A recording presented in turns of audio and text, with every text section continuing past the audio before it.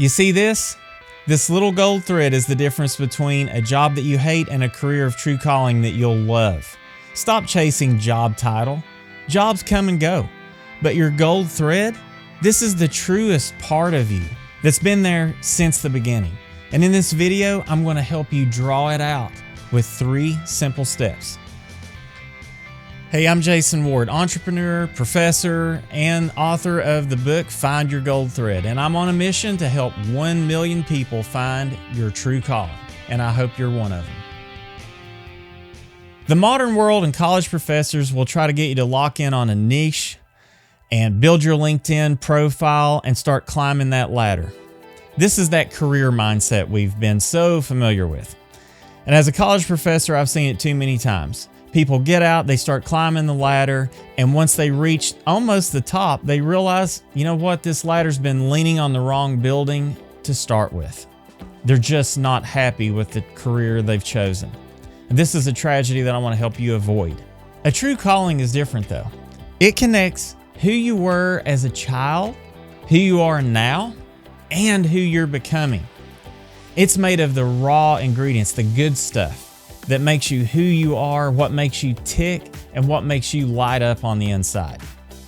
So let's look at 3 ways that you can find your gold thread. In today's video, we're going to be looking at real world experience and how to get that, how to use your community as a mirror to kind of bounce ideas off your friends, and then ultimately we're going to look at these little clues that God has sprinkled throughout your life that have been there all along.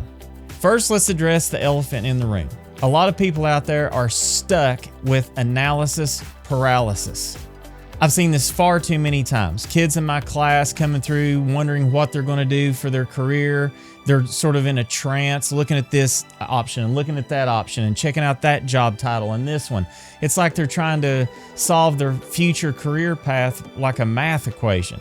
They just feel like if they can just answer enough of these personality tests or align themselves to be just like their favorite YouTube influencer, that suddenly God's going to shout from the clouds, "You are destined to be an interior designer." And it just doesn't work that way. So many people are looking for clarity before they even take action on a career.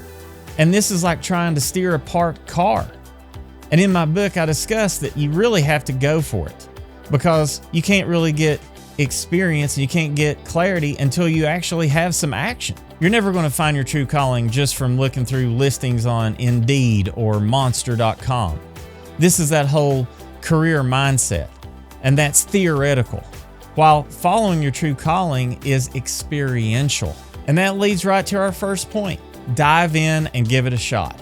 It's really difficult to get experience in something that you've never tried. Like a couple of springs ago, I was cutting the grass and noticed a tree I hadn't seen before on our property. It was a mulberry tree, as it turned out.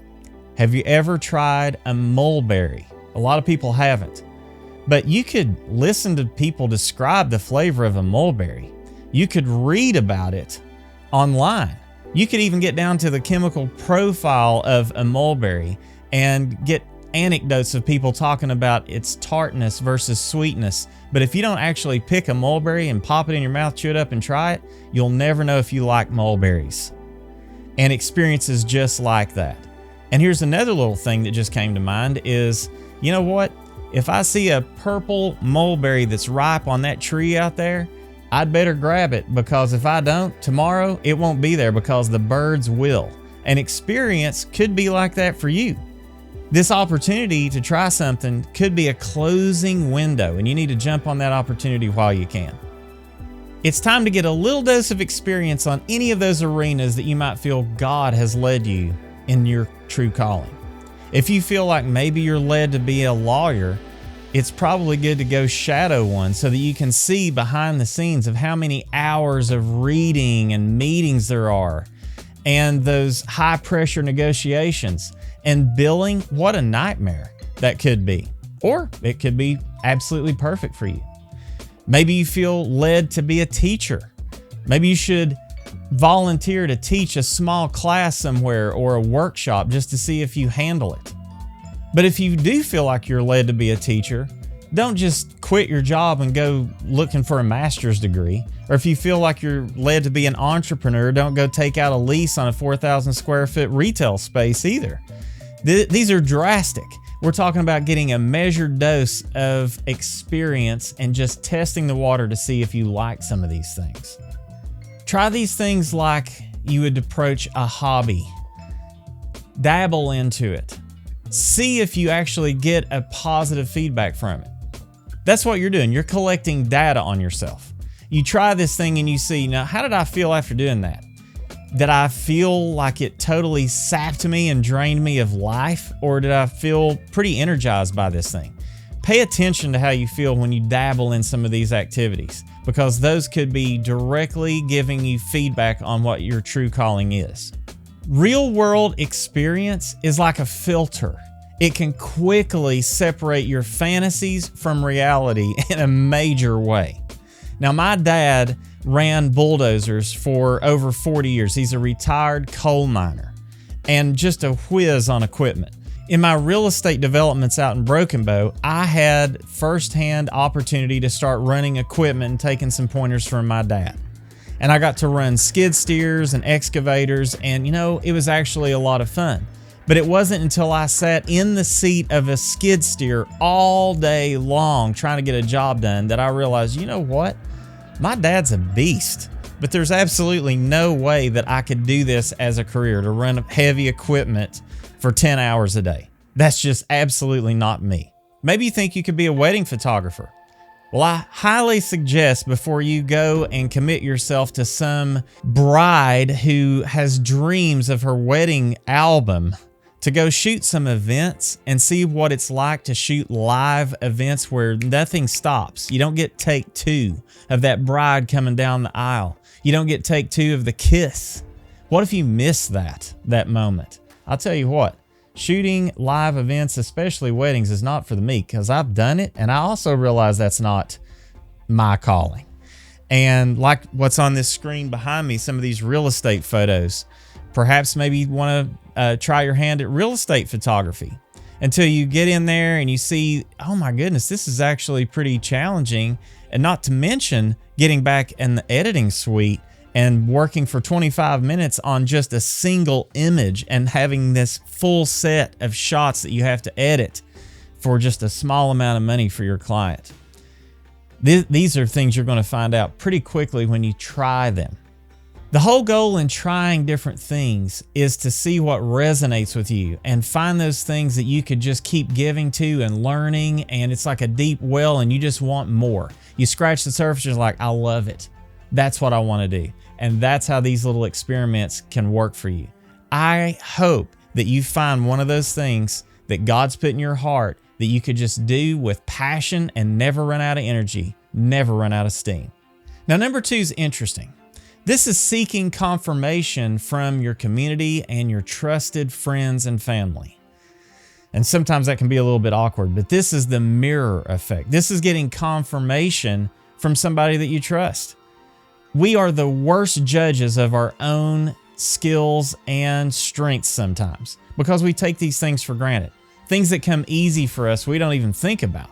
We just may have assumptions like, you know what, anybody can make a simple spreadsheet.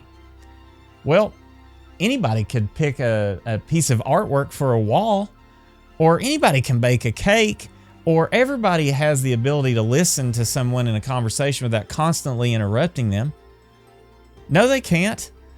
That's a skill that you have, and you take for granted that everybody has that skill. My grandpa was a marksman unlike anyone I've ever seen. You could throw a marble up in the air and he could bust it with a .22 rifle. He could strike matches. And when he went squirrel hunting, he took that same .22 rifle and he'd just shoot the squirrel through the eye. And he just acted like anybody could do that. He's like, yeah, you just, you raise the gun up and wherever your finger goes, that's where that bullet's going to go. It's like, no, you don't understand. You can do that, but that doesn't mean everybody can. That is a gift. That's a gift that you have alone, and everybody doesn't have that. This is a God-given gift that you possess that God's put in there, and that's part of your gold thread. And sometimes we have to ask our friends to help us draw this thing out. So here's a little exercise for you. Find 3 of your closest friends and send them a text message or call them and say, hey, when you think of me, what are the strengths that come to mind? What am I good at? And you might actually start to see a pattern develop where 3 people from different parts of your life that may not even know each other, they may all say the same thing, like, you know what? You have a heart for teaching. You explain things really, really well. You're a really supportive listener. You're really good at helping to problem solve or fix things. These are also clues to your gold thread. I have a good friend named Jeremy who's just like a brother to me. It's like one of those iron sharpening iron kind of relationships, and he's helped me tremendously. And I had an opportunity to pour into him a little bit too, because he's looking for something that he can really use his passion to do. Possibly for a career, I don't know, but he's an IT director. And he has a great job, but he just wanted something that he could use his passions and his bring out some creativity. And I encouraged him because he's always loved coming to help me with woodworking projects. Every time I had a woodworking project or anything, he was always here on the ready to help me anytime I needed help. And he was always loving to go through the barn and pick out different types of lumber and walnut and oak and different things. And he was just thrilled one day when I gave him a piece of walnut. And we were on a hike. I was shooting some photos for Oklahoma Today magazine, and he agreed to go with me and kind of act like a model. He was the person hiking on the trail that we were shooting. And again, a good sport, always willing to help me with anything I need. That's the kind of friend I'm talking about.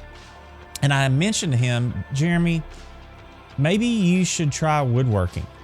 You've got the means. You've got a great job. You can afford to go build yourself a shop, outfit it with all the tools you need. You can have table saws and drill presses, anything you could possibly imagine. He could afford this stuff. And he's like, you know what? You're right.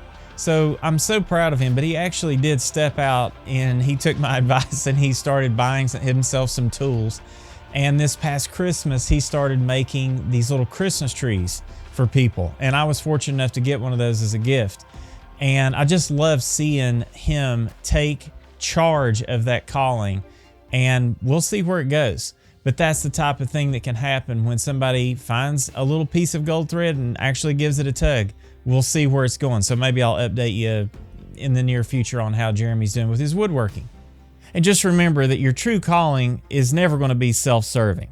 God didn't put you here on this earth to make a huge amount of money just to buy the fantasy dream cars and have the second home in Malibu that you've been dreaming of. No, your true calling can never be anything that doesn't serve God and serve other people. So pay attention to the feedback you get from your friends on that too, because they may all come back with things that say, you know, you really helped me when I was going through X, Y, and Z. You really helped me to see things from a different perspective. And oh my gosh, I couldn't have done this without you. I couldn't have built this without your help. Pay attention to those things. Don't try to find your true calling in a vacuum. Rely on those closest to you to help you draw it out and see it with a different set of eyes. They may help you see a strand of gold thread that's been woven in there all along and you just didn't see it. Number 3 is just look for God-given clues. This is what I talk about in my book, Find Your Gold Thread, which you can find at jasondward.com. Now, finding these clues may take you all the way back to your childhood, but let's do a little exercise and not look back quite so far. Let's look back at the last week or the last month or even the last year at some of the activities that you've done. Now think about them this way. Think of some things that you've done over the last year that completely drained you. And I'm talking about being soul tired and devoid of energy. These things sap the life out of you. Think of some of those things that you've done where, oh my gosh, at the end of the day, you couldn't even imagine doing that again tomorrow. And then think of some of those things where maybe you worked really, really hard at something, and at the end of the day, you might have even been physically exhausted, physically tired, but you were energized and you were amped up because of what you did. Now pay attention to those things, because those are actually pouring energy into you, and those are what we really want to look for clues for. I think of situations like this, like rowing a boat against the current going upstream. And a lot of people get stuck in jobs like this. Life gets in the way. They now have cars and children to pay for and mortgages and insurance and everything. And they just sort of get stuck with the motions of life. They're just constantly going against the grain. And now they have so much pressure that they can't even change course. Well, if you can really align with your true calling, it's like suddenly you put a outboard engine on the back of your boat and you can just be cruising through life. And that's what I would love to see for you. So let's take a look at how you can put an engine behind those passions. Ask yourself this question: how do you daydream? What do you get lost thinking about? That's not just random. That is a clue. Do you constantly think about new products that should be on the market? Are there things that you're passionate about that are just wrong with society that you wish someone would come along and fix? Are you constantly coming up with a new business idea?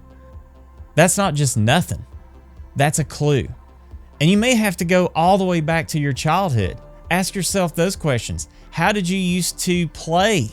What did you build when you were a child? What are those things that you just dreamt about that would take you and captivate your imagination? We got to get back to some of that because the world has kind of taken us away from our dreams and forced us to be practical and get real, get a dose of reality. But I say no. I say dream. Get back to the dream. These little clues have woven themselves all through your life like that little gold thread, and you can uncover those because God doesn't hide your true calling from you.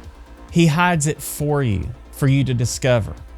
He hides them in the places that will give you the most joy and fulfillment out of your life. So stop looking for a job title and start looking for that boost of energy that ignites your imagination. I found a great Bible verse that goes right along with what we're talking about here. It's Proverbs 25. The purposes of a person's heart are deep waters, but one who has insight draws them out. Our purpose often feels buried like the deep waters of our heart, and it takes a lot of times patience, prayer, discernment, asking our friends for guidance and counsel, and consulting the Holy Spirit to be able to part those waters and draw up what our true purpose is.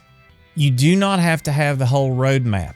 All you have to have is a tiny strand of gold thread that starts to emerge, and grab that thread and pull on it. Give it a little tug and see where it goes.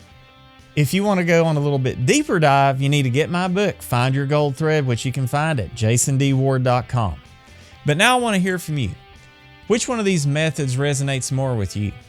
Are you stuck in analysis paralysis, or are you needing to consult a friend to help you know where to go next? Leave in the comments where you are. And if you've gotten some value from this video, I hope that you'll click the like button, subscribe to my channel, and share this with your friends and family who may also benefit from this message. And I really hope and pray that I can help you find your true calling, and I hope to see you again on the next episode.